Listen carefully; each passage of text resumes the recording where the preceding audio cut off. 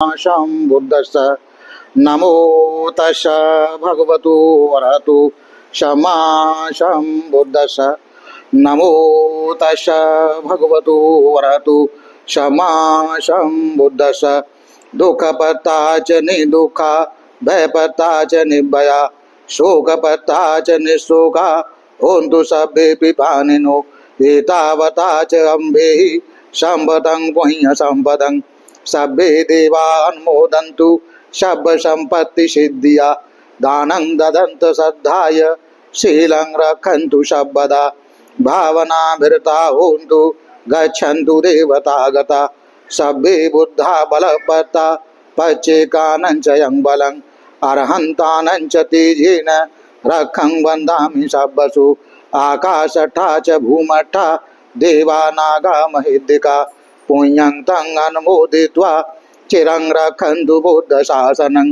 आकाशठा च भूमठा देवा नागा महेद्दिका पुण्यं तं अनुमोदित्वा चिरं रक्षन्तु बुद्धदेशनं आकाशठा च भूमठा देवा नागा महेद्दिका पुण्यं तं अनुमोदित्वा चिरं रक्षन्तु त्वं परन्ति सभीतियो विभज्यन्तु शब्बरोगो विनश्यतु माते भवतु अंतरायो सुखी दीर्घायुको भवतु सर्वमंगलं रक्षन्तु सर्वदेवता सर्वबुद्धानुभावेन सदा शुद्धि भवन्तु ते भवतु सर्वमंगलं रक्षन्तु सर्वदेवता सर्वधर्मानुभावेन सदा शुद्धि भवन्तु ते भवतु सर्वमंगलं रक्षन्तु सर्वदेवता सर्वसंघानुभावेन सदा शुद्धि भवन्तु ते अभिवादनशीलस नित्यं बद्धपचायिनो चत्तारो धम्मा वर्धन्ति आयुर्वन्नो सुखं वलन्ति। साधु साधु साधु।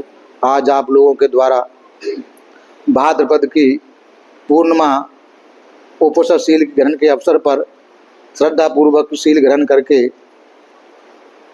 मैत्री भोज करके और सामूहिक रूप से भोजन दान देके जो पुण्य अर्जित किए हैं, ये सभी पुण्य आपके जीवन में मंगलकारी साबित हों।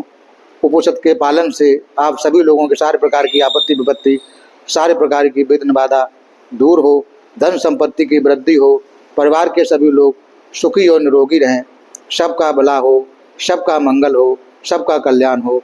भवतु शब मंगलं, भवतु शब मंगलं, भवतु शब मंगलम। श्रद्धा पूर्वक उपनिषद का पालन करते हुए जब कोई भी पुण्य कर्म हमारे शरीर से किया जाता है, मन से और वाणी से किया जाता है, वो अनंत फलदायी होता है।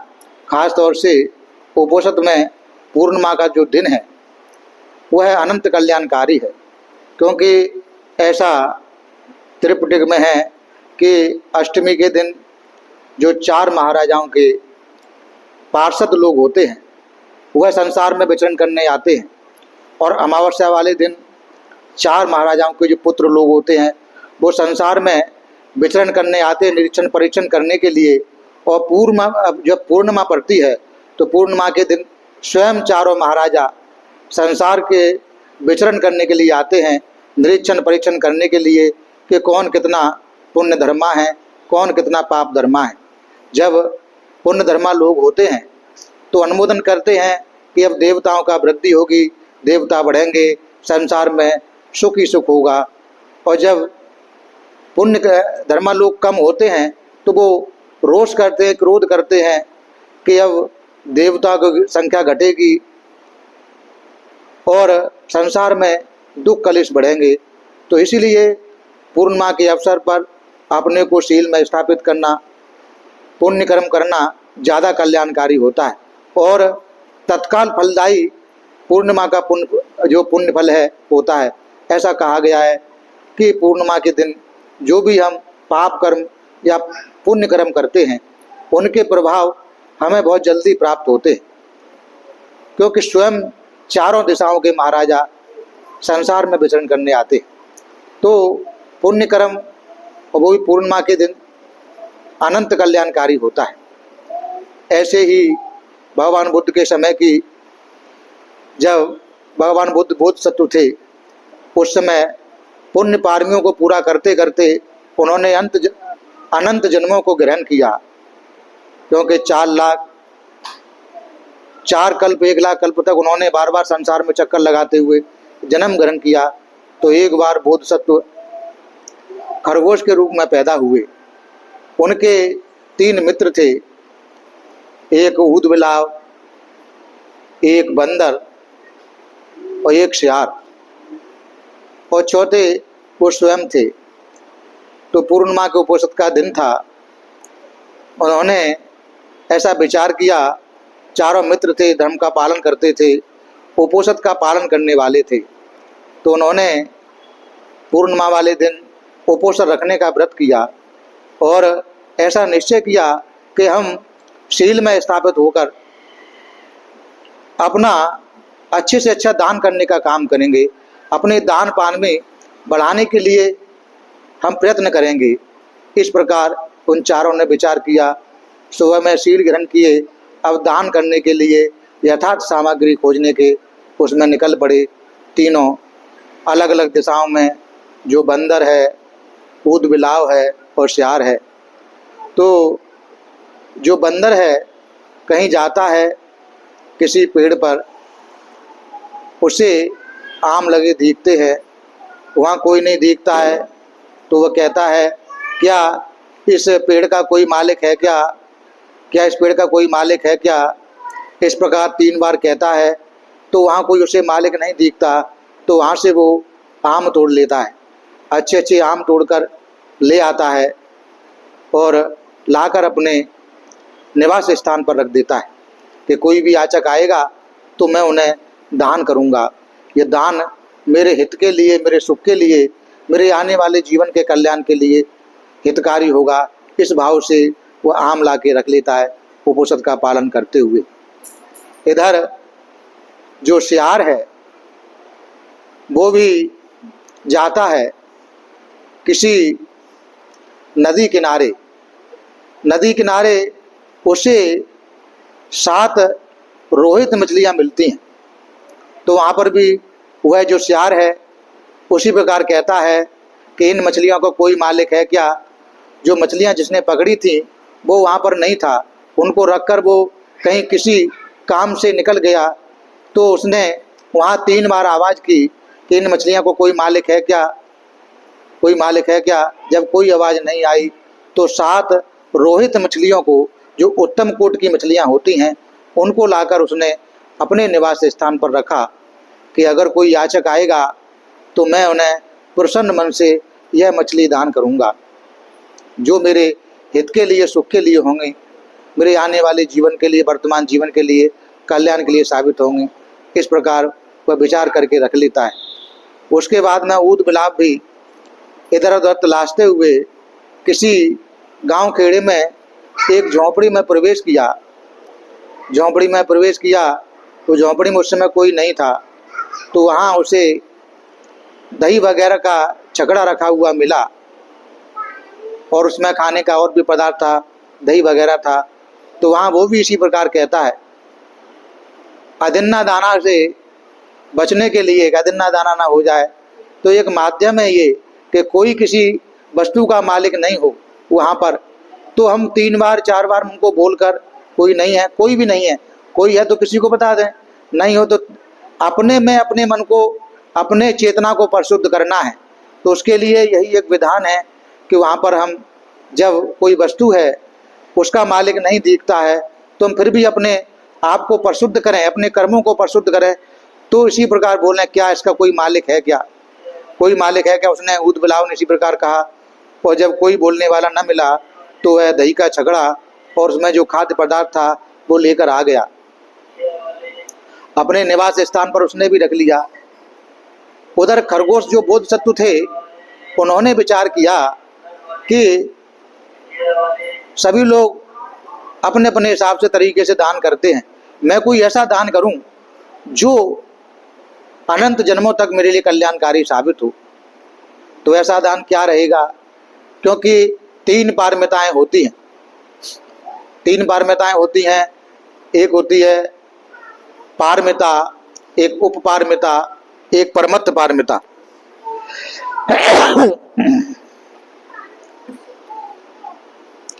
पारमिता जो है वहाँ अपने अंगों के माध्यम से, मन माने शरीर से जो कुछ भी हम दान करते हैं, जो कुछ शील का पालन करते हैं, जो कुछ वीर का अभ्यास करते हैं, जो कुछ मैत्री करते हैं, जो कुछ करुणा करते हैं, यानी जो 10 पारमिता जिसको हम बूंद बूंद डालने का काम करते हैं वो पारमिता होती है। उपपारमिता वो जहाँ हम शरीर के अंगों का दान करने का संकल्प करते हैं, जैसे आँख है, कान है, रक्त है। और परमत्त पारमिता वो होती है जहाँ हम अपने प्राणों को भी निछावर करने का काम करते हैं। तो इस प्रकार खरगोश ने जो थे बोधिसत्व, उन्होंने संकल्प किया कि मैं अपने याचक को, जो मेरे पास याचक आएगा उसे मैं अपना शरीर दान करूँगा, मैं कुछ और दान नहीं करूँगा, अपना शरीर ही दान करूँगा, मेरा वो भोग करे, मेरे शरीर का मांस खाए, ऐसा उसने संकल्प किया। जब ऐसा संकल्प उसने खरगोश ने किया, इतना दृढ़ संकल्प आसान नहीं है किसी के लिए करना कि दान करने के लिए वो अपने प्राण को दान करने का संकल्प कर रहा है। जब प्राण दान करने का संकल्प कर रहा है तो जो शक्र का आसन था वो गर्म हुआ, शक्र का आसन गर्म हुआ। शक्र बेचैन हुआ कि किस कारण से ये मेरा आसन गर्म हो रहा है, कौन मुझे मेरे आसन से गिराना चाहता है। तो वह जब अपने शक्रत्व के प्रभाव से देखता है तो उन खरगोश को पाता है। खरगोश के संकल्प को उसने देखा कि अच्छा, ये चारों लोग मेरे आसन को गर्म करने का काम कर रहे हैं, क्या ये संकल्प कर रहे हैं वास्तव में करेंगे कि केवल झूठा ही कर रहे हैं, मैं इनकी परीक्षा करूंगा। तो परीक्षा के लिए वह निकलता है एक याचक के रूप में वेश बदलकर निकलता है और सबसे पहले बंदर के पास पहुंचता है। बंदर के पास जो दान मांगता है उसके पास जो आम थे वो देने का प्रयास करता है कि लो ले जाओ, ये आपके, मैं याचक को देखता था आपके लिए है। उनको वो ले लेता है, ग्रहण कर लेता है। उसके बाद में फिर आगे जाता है तो वहाँ उसे श्यार के पास पहुँचता है। श्यार के पास वो 7 रोहित मछलियाँ थीं, तो उनको वो जब याचना करता है तो 7 के 7 रोहित मछलियाँ श्यार दान कर देता है, वह उनको भी ग्रहण कर लेता है। उसके बाद में शक्र ऊद बिलाव के पास पहुँचता है तो ऊद बिलाव भी प्रसन्न मन से, दोनों तीनों लोगों ने बड़े प्रसन्न मन से, परिशुद्ध मन से जो दान के लिए चीज़ें लाई थी शहर से दे दी, बड़े खुशी खुशी दे दी और मन में बड़े प्रसन्न हुए। अरे वाह, आज हमको पुण्य करने का अवसर मिला, उत्तम पुण्य कमाने का अवसर मिला। इस प्रकार उन्होंने तीनों ने जो दान की सामग्री थी वो दे दी। फिर अंत में खरगोश के पास पहुंचता है। खरगोश के पास पहुंचता है तो खरगोश कहता है कि याचक, तुम लकड़ी इकट्ठी करो, आग जलाओ, मैं स्वयं को तुम्हें दान करूंगा, तुम मेरे मांस को खाना, और ये जो मेरा दान है मेरे अनंत जन्मों में सहायक हो, कल्याणकारी सहायक हो। इस प्रकार वह कहता है तो शक्र भी लकड़ियां जमा करता है, आग जलाता है।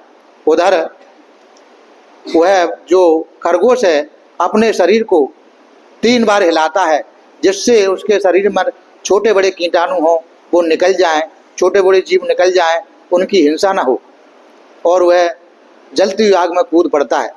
आग उसको नहीं जलाती है क्योंकि वह आग शक्र ने परीक्षा के लिए पैदा की थी, तो शीतलता मिलती है, उसका शरीर शीतल हो जाता है।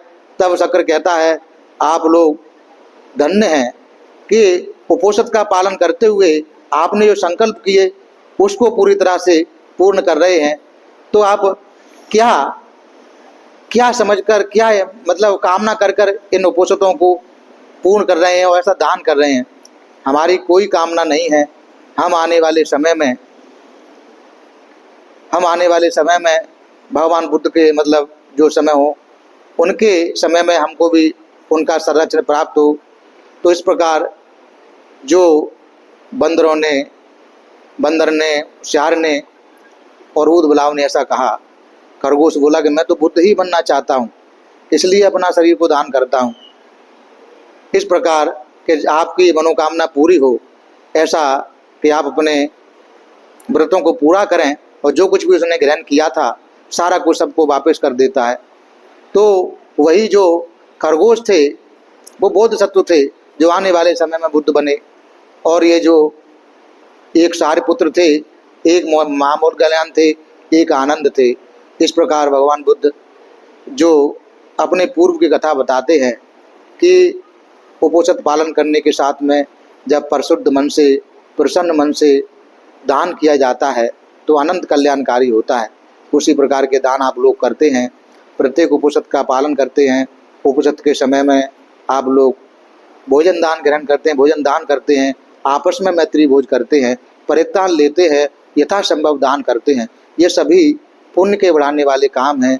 ये सभी हमको अगला जीवन सफल बनाने वाले काम हैं और हमारे जीवन की, वर्तमान जीवन की सारे आपत्ति विपत्तियां दूर करने वाले काम हैं। तो आज आप लोगों ने जो भी पुण्य अर्जित किए हैं, इस पुण्य के भाव से आप सभी लोगों का जो संकल्प हो, जो मनोकामना हो, वो पूरी हो, ऐसी कामना करता हूँ। आप सभी लोग सुखी हों, सबका कल्याण सदे, सभी लोग दुख से मुक्त रहें, सभी को अपने कर्म फल से मुक्ति मिले, सबका भला हो, सबका मंगल हो, सबका कल्याण हो।